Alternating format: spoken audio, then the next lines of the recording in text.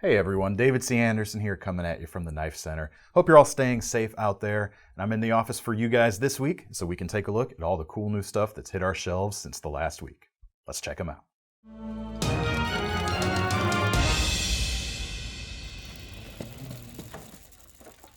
All right, this first one, I have to admit, when I first saw these on paper, or at least in images, they weren't really my cup of tea. This is the new Watu from Spyderco. It's the little brother of the Chokwe, which has been discontinued for a while.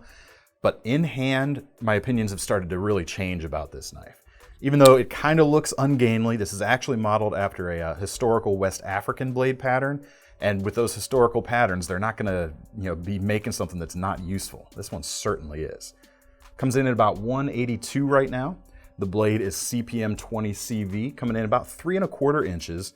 And what's nice about it is, first they start off with really thin blade stock, and being Spyderco, they grind it nice and thin with that full flat grind, get a real razor sharp, consistently thin edge, as well as a very acute tip on here. Really, this is kind of like a modified Wharncliffe if you think about it, in terms of how it's gonna behave. When you hold that knife in a standard grip, you can see that tip's very near the bottom edge of the line, so to speak. Really going to be a very, as Seth, our Instagram guru, has been saying, it's a very slicey, pokey design, and it sounds a little awkward, but that's definitely what's going on here. The handles are a carbon fiber G10 composite. You've got a G10 base layer with a layer of carbon fiber on the top, and the weave on the carbon fiber, it's not left smooth. It's you can actually feel the weave really nicely. So you've got some texture, but it's not sharp or aggressive. It's very comfortable, and I really like the way they've done it on this knife.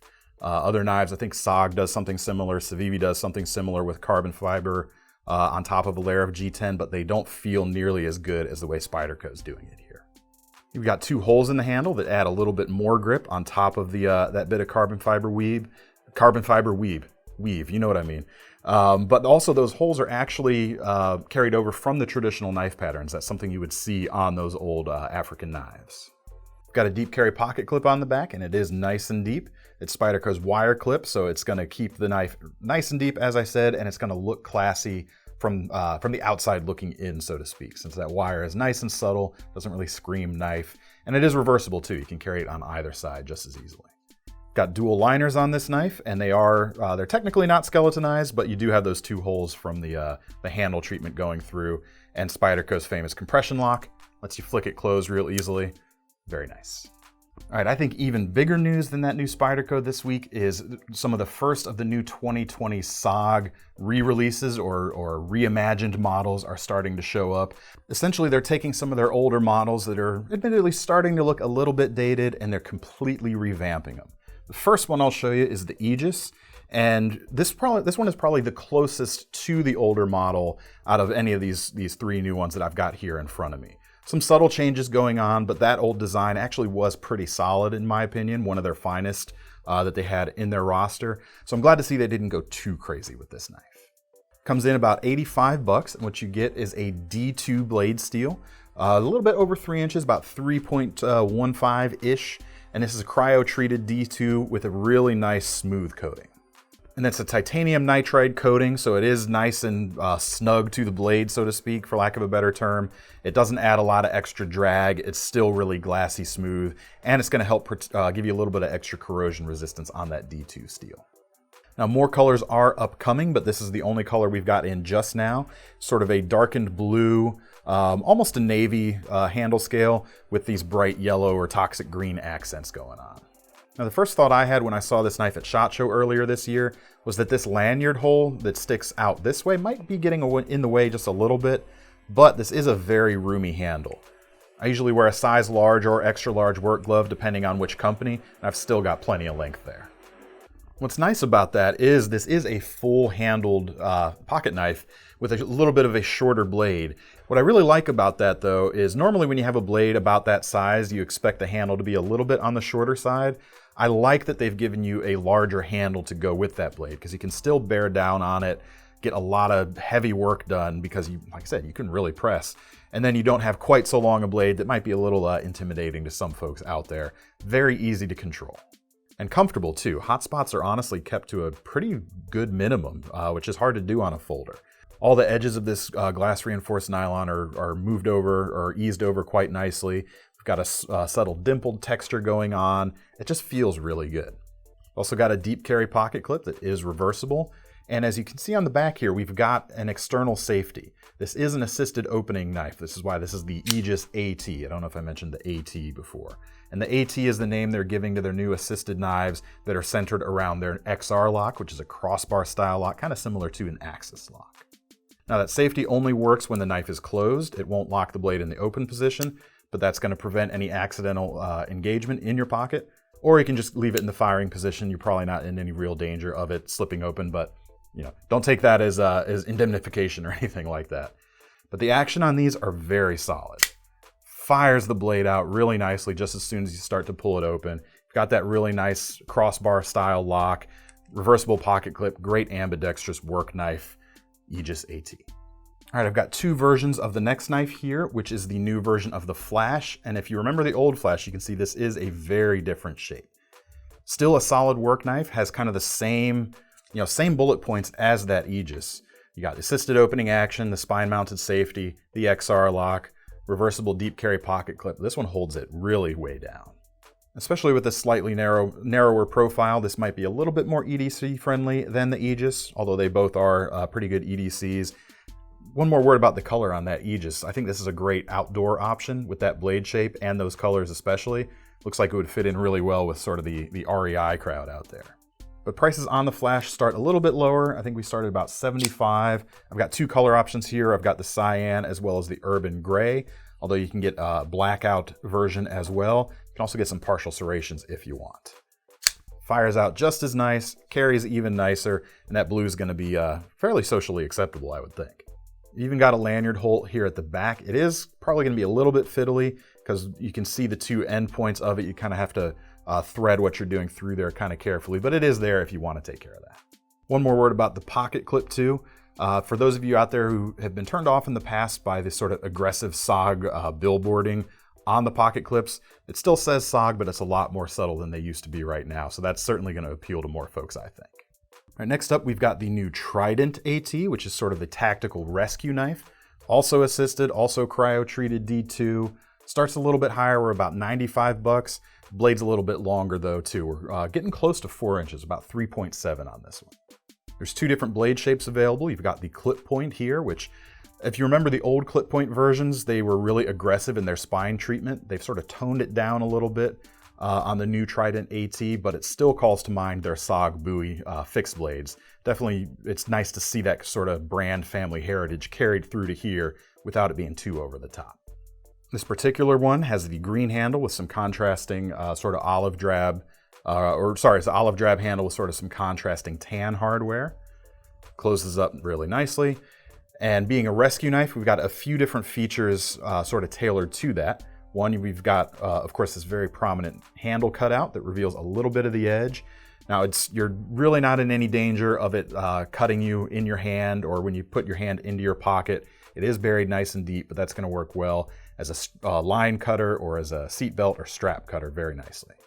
We've also got a glass breaker incorporated onto the front edge of the back handle scale here. I really like the way they've done that. It's out of the way. It's not going to poke you if you when you're going into your handle or into your pocket. Some knife handles that put that glass breaker back here can be a little bit uncomfortable when you're getting into it. So that eliminates that issue right there. And then when it's open, it stays out of the way. It's right there behind the thumb stud, so it doesn't get in the way of your cutting whatsoever. There's also a new Tanto blade variation. Has a similar spine treatment. It's maybe a little bit softer compared to the clip point, but I actually really like this particular Tanto shape. I'm not a big Tanto fan in general, but I like this one because it's honestly almost a drop point. You've got a significant amount of belly on the leading edge of this Tanto. It's not a straight edge, which I really appreciate. So even though it still has that point there, it's nice and subtle, might be a little bit easier to sharpen as well. This one also has the opposite, or the other color variant, which I really like as well, with the black GRN and contrasting red hardware. It's got a pretty good orange peel texture going on here. It's a little bit more of an aggressive orange peel. It's not super subtle. It's not going to raise a blister so much, but it is going to give you a little bit more traction when you're using it, especially if you're wearing gloves. So I'm real excited by those SOGs. I'm real glad that they're starting to show up. That Tonto Trident especially is one that I've really been looking forward to finally landing ever since I saw it at SHOT. They've got some more cool ones coming out later in the year too. Some really good hard-working knives, kind of rough and tumble. But let's look at a few more fancier things, some things that are a little bit more refined. And this is a new version, a new variant of the Kaiser Gemini, which is a Ray Laconico design. This one comes in at $170 right now. Features an S35 VN blade, about 3¼ inches, or about 3 1/8 actually. Really solid drop point profile with a full flat grind, stone-washed finish. And what I like about a stone wash, you guys have heard me say it probably a million times, it'll hide your scratches when you're actually using the knife. But also, with these carbon fiber handles, I've always felt that a carbon fiber and stone wash pairing looked especially classy together. Now this is a liner locking version of the Gemini. This is not a frame lock. And the liners are nice and inset so that they don't stick out. You have a nice clean look as a result without that extra bit of material poking out. And of course, being a Kaiser Gemini, flipping action is great. We've got a ball bearing pivot, milled titanium pocket clip, really classy everyday carry or a gentleman's knife that it's really gonna cover a lot of bases and let you really throw down. Let's say you get into a really bad situation on your way home from court or like church or something. Don't carry this through metal detectors, but this is gonna be a solid knife to get you through just about anything. All right, we showed you a couple of new best techs last week that were designed by this guy named Kombu, or that's his nickname, his actual name, and I guarantee you I'm gonna mess up the pronunciation again because there's a lot of Z's in it. Polish guy named Grabarski Gregors. That's what I'm sticking with. We'll put the spelling there on the screen so you know what I'm talking about. We've got a new Kombu knife from Best Tech this week called the Maraca. This knife comes in at $272. We've got a couple different versions. This is sort of the plain Jane satin version, but we've got some black bladed versions with some anodized handle scales. Titanium, of course. This is a titanium frame lock flipper. But this version I really like. It's a little bit more understated. Got that trailing point Persian type of profile to the blade. M390 steel, 3 5/8 of an inch long. It's gonna be a really good slicer. We got a full flat grind and a really nice sweeping edge that is just, it's ready to move through some material very nicely, I think. It is a Best Tech, so again, we got ball bearings in the pivot and some really nice flipping action. Some really cool milling going on here. We've got sort of this crenellated milling line going through the center of each side of the handle. That's kind of echoed in the back spacer there as well. That back spacer actually has a little bit of a different tone than the standard silver to the titanium. It's a little bit warmer, and you see that on that milled pocket clip as well. All right, now we're gonna go really high-end, really fancy with a new William Henry. We've actually got a pretty good new batch, a pretty cool new batch, I should say. Not a lot, you know, these William Henrys are, they don't come out in droves, but when they do, we definitely pay attention. This is the Omni model, which makes a great gentleman's knife, and this particular one is very expensive, just a bit over $1,000 bucks, $1,050 for this guy right here. It's definitely a luxury piece that you're gonna be proud to carry though. Blade is about 2 3/4 of an inch, so it comes in under that 3-inch mark and features Nichols Damascus blade, his boomerang pattern in fact. This is a nice ambidextrous knife because you've got a set of dual thumb studs as well as a back lock, so it's gonna work well on either side.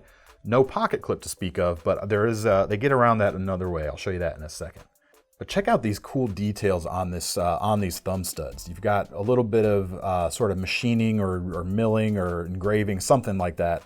I'm not sure how they do the process actually, but that's around the edge, and you've got white topaz gemstones on both sides embedded right there in the middle of the thumb stud. The handles themselves are titanium. As you can see, they are a single piece. This is not a separate bolster. And the inlays on this particular one are pine cone. That's actual pine cone embedded in a blue resin in this case. But we've got some new mammoth tooth stuff in, as well as a couple other even more exotic materials than this. What's cool that they've done with that back lock there is, as you can see, the spring only extends right to the back of that thumb cutout there. This is not a full length lock back. And that allows them to get that blade to fold in there very nicely. You don't need to account for the extra width or extra bulk this way. Keeps it nice and unobtrusive in the pocket.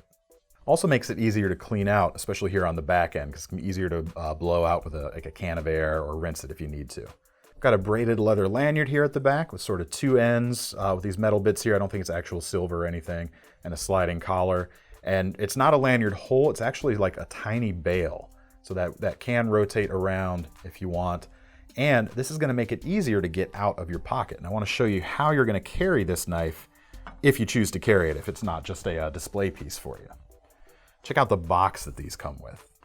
Got some nice hardware here at the back, and it really feels almost like a fancy watch box. But I'll open that up. The knife goes there, right there on the top. But if you lift that out, we've got a leather pocket slip for the knife that actually comes with a pocket clip. So it's gonna make it very easy to get in and out of your pocket, unlike an ordinary slip joint, which is just gonna rattle around, get all dinged up. This is gonna protect it and make it easier to use. All right, if you're the kind of guy who likes some of the fancier stuff, but you still prefer sort of an overbuilt knife, this next one might be for you. This is a new slim version of the Medford Praetorian. This is the Praetorian Slim. We've got a few different versions right now, including this blade shape as well as a partial tanto shape. This particular one is a little bit more expensive than some of the other variants we've got now, coming in at $645. Blade's S35VN comes in at about 3¼ inches long. And if you're familiar with Medford stuff, you know they're nice and really chunky, very overbuilt. And even though this is a slimmer construction, you still kind of get that vibe that this is something that you could probably run over a tank with. Although I wouldn't recommend it. Although if you have access to a tank, it's probably fun to run over things. But this particular one has the flamed anodized titanium on the front. We've also got some like a bronze anodized version with a black blade, but this is kind of the creme de la creme of the current batch. Frame lock holds it nice and tight, and when I close it, you can see that kind of similar to that SOG, we've got a front-facing glass breaker, although he goes about it and Medford goes about it in a different way. He actually incorporates this into the tang of the blade itself rather than having a little extra piece on the handle.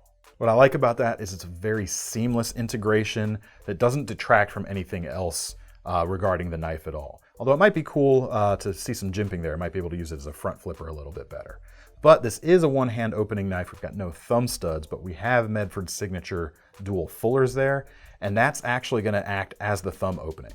As you rotate it around, you're gonna start by placing your thumb here at the back end of the channel, and as you open it, your thumb is naturally gonna move up the fuller until it's nice and open. Again, this is another feature that's very unobtrusive but very effective, and it's a really seamless integration on how you're actually going to use this knife without, adding thumb studs or cutting holes in the blade or doing anything like that. All right, next up is another fancier yet still overbuilt everyday carry knife. This is the new custom version, or one of the several new custom versions of the Andrew Demco AD-15. Of course, you may have seen Cold Steel's recent version of this came out last year. In fact, I think we awarded that one of our favorite knives of the year in our end of year awards last year. This custom version comes in at $675, so it is a little bit more dear, but if that's too much, check out the Cold Steel. It comes in about $200 right now. We've got a 20 CV blade, about 3¾ inches long, with a black stonewashed DLC finish. It looks really cool, almost like a gun bluing, but you get that sort of stonewashed effect going on. It's really cool.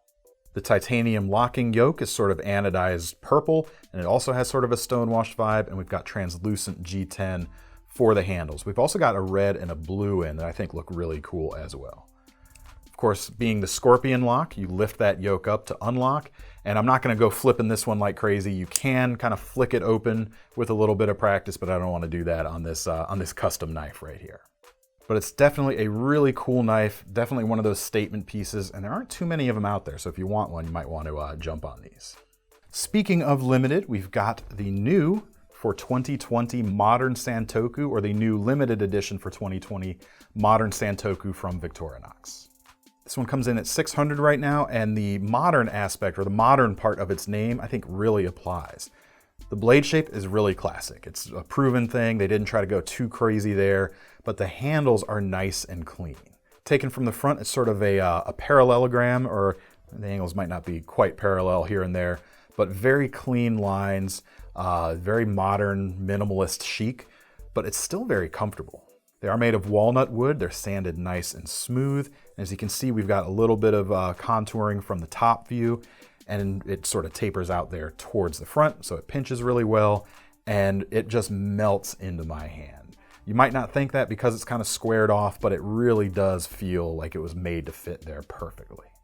They are two halves that are sandwiched together. This isn't a an embedded stick tang. You can kind of see the seam there just a little bit, but you can also see we've got a serial number sort of burned in towards the back size here. You've got 2020, 1884, which is going to be the total run. This is number 654, the one I've got right here. Now the blade steel is not just your run-of-the-mill Victorinox stainless. This is a Damasteel blade. They're Thor pattern Damasteel. So you're gonna get that powder metallurgy, that super steel type of construction and performance. Plus they just look really cool. If you don't want to spend 600 bucks on a Victorinox, however, we've got a $53 Victorinox, or $53.99 right now. This is the new Swiss Army Cheese Master. So it is a wine and cheese knife. Wine, of course, because you've got the corkscrew there at the back. And we've got 3 main implements on the front side that are designed to kind of make your cheese board what it needs to be. Case in point, that cheese knife right there. It's got a plain edge going all the way to the tip, and you've got that sort of forked end to help you lift up. Although they're a little blunted off, it might be a little bit difficult, but it's definitely got your cheese knife vibe going on right there. The main blade is their partially serrated blade with the serrations out there towards the tip. And this is going to be great if you've got some like some summer sausage or some charcuterie to go with your cheese. The blade's held open by their liner lock, although it's sort of a left-hand biased liner lock, honestly. You're not going to be able to push it this way with your right thumb. You have to pull it back towards yourself. So really it is still mostly a two-handed close. At least it is for me. I'm more comfortable doing it that way. And finally, you got your little cheese fork, in addition to a bottle opener. And no true multi-tool is worth its salt if it doesn't have a bottle opener. And then lest I forget, of course, you've got your tweezers on the back as well as the toothpick for once you're done doing your eating and drinking. Picnic's over, you can pick your teeth clean. All in a really handy tool, all self-contained, 54 bucks. All right, a few more things to show you. First is the new Launch 11 from Kershaw. If you're at all familiar with Kershaw's Launch series, you know that they're a great deal. This one is no exception because the price comes in at 100 bucks, but what you get for that is really, really good. We've got CPM 154 blade steel, this particular one about 2 3/4 of an inch long with a black stonewash finish. So you've got great steel behind this, nice particle steel. It's made in America, of course. This whole knife is being an automatic. The handles on this one are aluminum, anodized a really tough black, and you've got that pivot collar there with sort of a bronze accent. And even though you've got these pass-throughs going through there, you've got a nice subtle pocket clip that stays away from that, so your pant pocket is less likely to get kind of gummed up in there. They executed that really nicely. And then the action on this knife, like all the Launch knives, is fantastic. It really is up there with some of the best automatics out there at any price. And like I said, only 100 bucks right now. Really, really good deal, this or any of the Launch models. Also got a new Kershaw fixed blade this week, coming in a little bit less money. This is at a $60 price point right now. This is the Camp 5 from Kershaw. I think this is going to be a great all-around knife in the outdoors, whether you're camping, taking it hunting. This is going to be great for hiking because it's not super heavy. I think it only comes in about 5.7 ounces, so it's not an ultralight knife, but it's not going to weigh you down either, and you still have a lot of capability because we've got D2 blade steel here, going to offer you good edge retention while you're out there, and almost 5 inches long, about 4 3/4. The blade profile is really nice. You got plenty of belly out there. And a nice clip point shape. If you're going to take this knife hunting, it's going to be a good option for a slightly larger hunting knife, as well as your bushcraft, your survival, your camp tasks. We've got a full flat grind so that the slicing capabilities are going to be pretty good. And I really like what Kershaw has been doing these last few years with their swedges, at least on some of the models. It's not just a token swedge. You've got a large section here that's kind of taken out of the back end of the spine there. Gives you a little bit more of a trapezoidal cross section to the blade if you're looking down from the tip. And it's going to remove some drag from that spine, help it move really efficiently through meats or other soft materials. Really like it, especially on a knife with this type of blade shape. I think it's going to be good for food prep as well. Now you can't exactly use it like a chef knife, but there is a little bit of an upward cant to the handle, just a little bit, that lets you get a little bit more knuckle clearance for when you're down there on a cutting board. Going to make it a little bit easier. Because it's something I've said a lot actually. If you're out camping, especially if you're out camping with me, we can talk about batoning wood and survival and bushcraft all we want, but probably the thing we're going to be using our knife for the most is we're going to be eating. So you want a knife that's going to be able to handle that task very well, and I think this is going to do it quite nicely. The handles are glass reinforced nylon, which helps keep the price down, but they are bolt-on, so if you wanted to make some custom scales, bet you could do it pretty easily. And it tapers out here towards the back a little bit, so you can't get a super meaty grip with your pinky finger, but there's enough there to hang on to, and I think it does a good job. The sheath is GFN as well, and it clicks in. It's not super secure like Kydex, but you do have a nice snap here that's going to give you a little bit of extra retention, and you're not going to have to worry about that too much at all. Comes with the belt loop there, which is Velcro compatible, so you can get it on and off a little more easily without removing your belt. And we've also got some holes and slots here in the sheath, so you can use a large or a small tech lock, available aftermarket if you want to add that to this device. All right, one more to show you, and it is a machete, and these have been in and out really quickly, so I was actually lucky to snag one of these for this video today. This is the new Darien machete from Expat knives, which are made by Essie.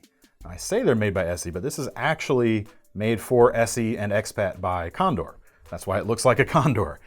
You've got 1075 carbon steel, like Condor likes to use on their machetes. Good amount of toughness while keeping the price not too astronomical. This one comes in about 70 bucks right now. Got that nice roughened finish on the outside, which is going to help a little bit with rust, and a really chunky black micarta handle on this guy. I think overall this is a really solid package for doing just about anything while still being easy to carry. This is probably going to be a really good quote-unquote survival machete. Blade length is just over 12 inches, and you've got a weight forward design here. And combined with the handle, especially when you choke back, it's going to bring that edge down a little bit, and it's going to be able to chop pretty powerfully for a machete. Even though this is kind of a thinner blade, you wouldn't think of this as a chopping machete, but I think it's going to do a pretty good job.